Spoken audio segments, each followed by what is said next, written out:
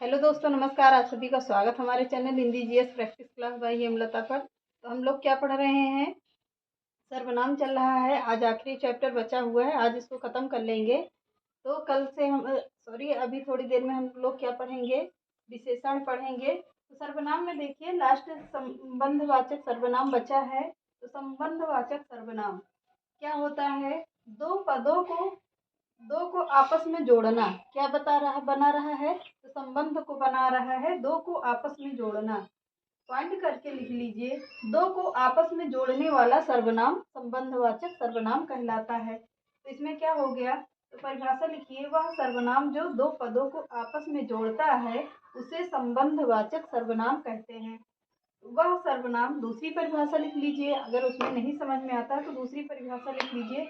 वह सर्वनाम जो दो संज्ञा पदों, एक संज्ञा होगी और एक सर्वनाम होगा, या किन्हीं दो पदों को आपस में जोड़ता है तो उसे संबंधवाचक सर्वनाम कहते हैं। तो उदाहरण देखिए इसमें। वह कौन है जो मुझे नहीं जानता? क्या बना रहा है? संबंध बना रहा है कि वह कौन है जो मुझे नहीं जानता है। तो मुझे में क्या आ गया? तो मुझे में संबंध आ रहा है। मुझे में क्या आ रहा है? संबंध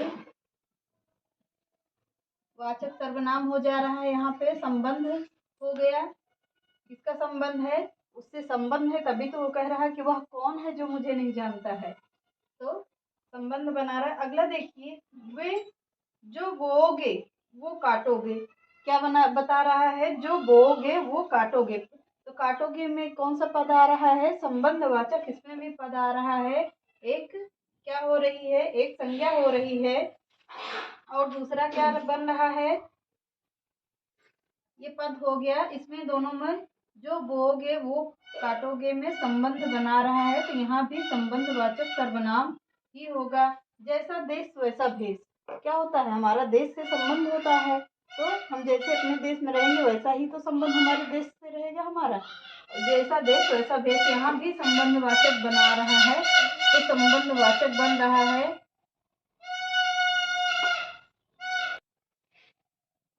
तो हिंदी में सर्वनामों की कितनी संख्या होती है? तो हिंदी में सर्वनामों की 11 संख्या होती है। तो संख्या पूछ रहा है और इसमें क्या है? सर्वनाम पूछ रहेगा। तो हिंदी में सर्वनाम कितने होते हैं? तो 6 होते हैं। और संख्या कितनी होती है? तो 11 संख्या होती है। पहला सर्वनाम पूछता है तो संबंधवाचक सर्वनाम हो गया, निजवाचक सर्वनाम हो गया और निश्चयवाचक सर्वनाम हो गया। सॉरी, थोड़ा सा एक संबंधवाचक दो बार लिख उठा है। तो पहला सर्वनाम क्या होगा? तो पुरुषवाचक सर्वनाम होगा यहाँ पे। तो यहाँ पर लिख लीजिए, पुरुषवाचक सर्वनाम होगा। पुरुषवाचक सर्वनाम हो गया। निजवाचक सर्वनाम हो गया। निश्चयवाचक तीसरा सर्वनाम हुआ। अनिश्चयवाचक चौथा सर्वनाम हुआ। और प्रश्नवाचक क्या हो गया? पांचवा सर्वनाम हो गया। संबंधवाचक क्या हुआ? तो छठा सर्वनाम हो गया। तो इसमें संख्या पूछता है, सर्वनामों की संख्या कितनी होती है? तो 6 होंगे। अगर पद पूछता है तो कितने होंगे? मैं और तू 2 हो गए। आप क्या हो गया? 3 हो गया। यह और वह कितने हो गए? तो 5 हो गए। कोई और कुछ 6 और 7 हो गए। कौन पूछता है और कुछ पूछता है। तो 7 एक 8 एक 9 हो गए। जो और सो क्या होता है? 10 हो गया। और सो क्या हो गया? 11 हो गया। तो पदों की संख्या कितनी हो गई? 11 हो गई। सर्वनामों की संख्या 6 हो गई। तो आज इतना ही रखते हैं। मतलब आज इसको खत्म हो गया। तो अब आप लोग हेडिंग डाल लीजिएगा, विशेषण। विशेषण क्या होता है? तो अब हम लोग उसके बारे में जानेंगे। स्क्रीनशॉट ले लीजिएगा, बाद में चाहे लिख लेना।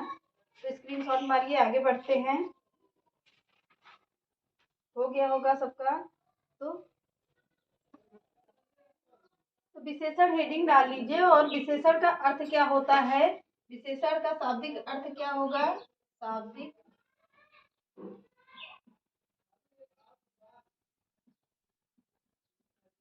क्या होता है?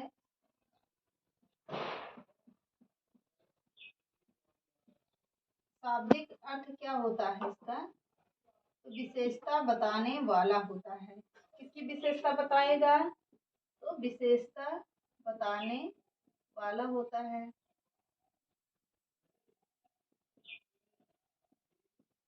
बताने वाला हो गया। तो किसकी विशेषता बता रहा है? तो विशेषण की विशेषता बताने वाला। शाब्दिक अर्थ क्या हुआ? विशेषता बताने वाला होता है विशेषण का।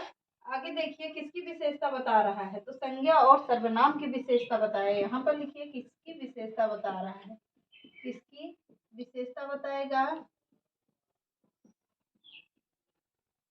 किसकी विशेषता, तो संज्ञा और सर्वनाम की विशेषता बताने वाला क्या कहलाएगा? विशेषण कहलाएगा। किसकी विशेषता? संज्ञा और सर्वनाम की विशेषता। संज्ञा सर्वनाम की ही क्यों बताएगा, किसी और चीज की क्यों नहीं बताएगा? तो संज्ञा सर्वनाम विशेषण में ऐसा ही होता है क्योंकि संज्ञा और सर्वनाम की ही विशेषता बताएगा, क्रिया विशेषण बताएगा इसमें। तो क्या बता रहा है? वाक्य के मुख्य कितने अंग होते हैं, इसमें पॉइंट करके लिखिए। वाक्य के कुल कितने अंग होते हैं, कितने अंग हो गए, अंग होते हैं।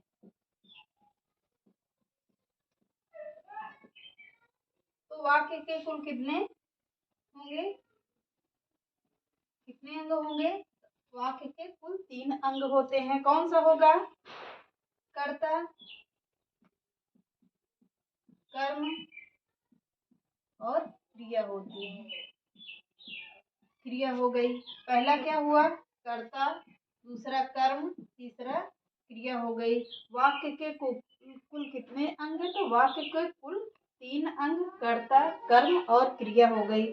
अब क्रिया का अर्थ क्या होता है? कार्य का बोध कराएगी क्या? क्रिया कार्य का बोध कराएगी। कौन कराएगी? कौन कराएगी? क्रिया कराएगी। और कर्ता का क्या अर्थ होता है?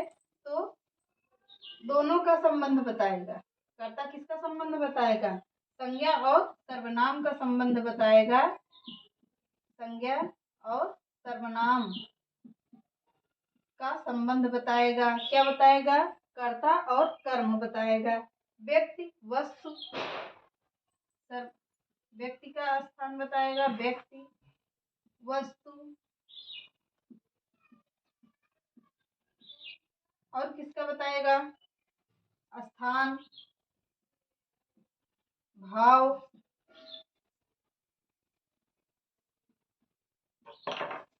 व्यक्ति, वस्तु, स्थान और भाव को क्या बताएगा? संज्ञा और सर्वनाम बताएगा। कार्य का बोध कौन कराएगी? क्रिया कराएगी। अब इसमें देखिए परिभाषा लिख लीजिए, परिभाषा लिखिए।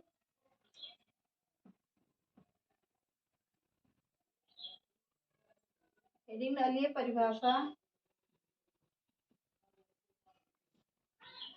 परिभाषा में लिखिए वे शब्द जो किसी संज्ञा अथवा सर्वनाम की विशेषता बताते हैं, वे शब्द जो किसी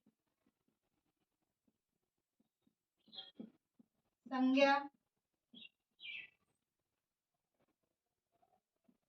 सर्वनाम की विशेषता बताते हैं,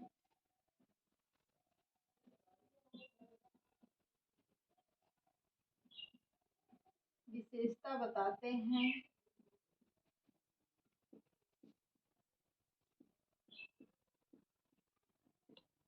किसकी विशेषता बताते हैं? संज्ञा और सर्वनाम की विशेषता बताते हैं। उन्हें क्या कहते हैं? उन्हें विशेषण कहते हैं। उन्हें विशेषण कहते हैं। की परिभाषा हो गई। वे शब्द जो किसी संज्ञा व सर्वनाम की विशेषता बताते हैं उन्हें क्या कहते हैं? विशेषण कहते हैं। आगे लिख लीजिए, जैसे लिख लीजिए कुत्ता, काला कुत्ता। जैसे में लिखिए काला कुत्ता।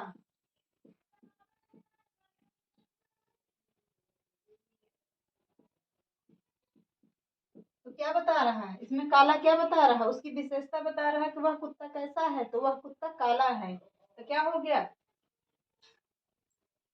विशेषण हो गया काला, विशेषण क्या हो गया? काला हो गया। और संज्ञा क्या हो गई? संज्ञा कुत्ता हो गया। तो क्या बता रहा है? काला कुत्ता। तो क्या हो गया? विशेषण बता रहा है, इसकी विशेषता बता रहा है कि वह काला है। और कुत्ता क्या हो गया? संज्ञा हो गई। आगे दूसरी है वो लिखिए, दूसरा उदाहरण लिखिए।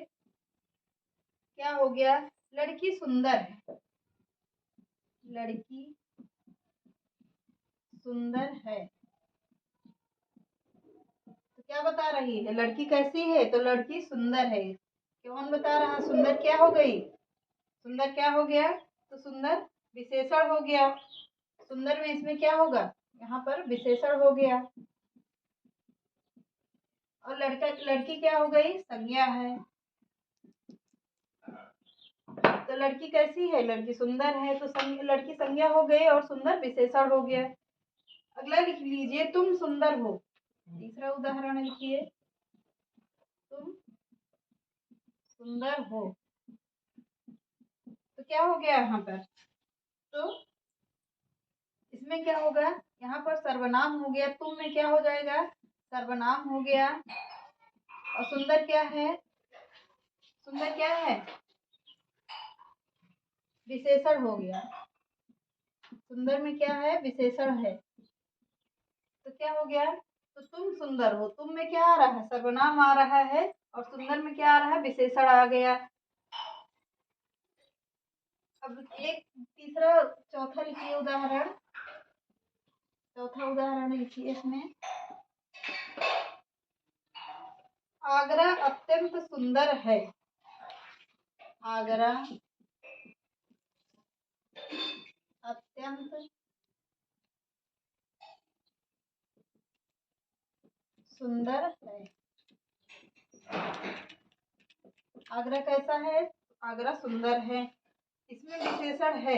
कौन सा विशेषण होगा इसमें? शहर की विशेषता बता रही है। इसमें क्या है? शहर की विशेषता बता रहा है।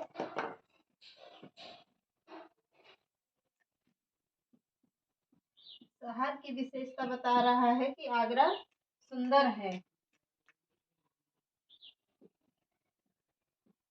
विशेषता कि आगरा सुंदर है, शहर की विशेषता बताएगा। तो आगरा क्या है? आगरा कैसा शहर है? तो आगरा एक सुंदर शहर है। मोहन प्रतिभाशाली बालक है। तो पांचवा उदाहरण लिखिए। मोहन प्रतिभाशाली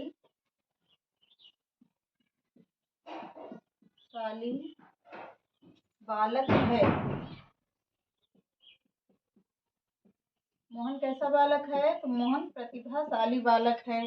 तो मोहन में क्या हो गई? मोहन में संज्ञा है। और प्रतिभाशाली क्या है? प्रतिभाशाली विशेषण है। और बालक कैसा है? बालक में भी क्या है? बालक में भी संज्ञा है। मोहन प्रतिभाशाली बालक है। मोहन में क्या हो गया? संज्ञा है। और प्रतिभाशाली में विशेषण है, बालक में संज्ञा है। तो इतना समझ में आ गया होगा। तो आगे हेडिंग डाल लीजिए विशेष। विशेषण समझ में आ गया, अब हेडिंग डाल लीजिए विशेष।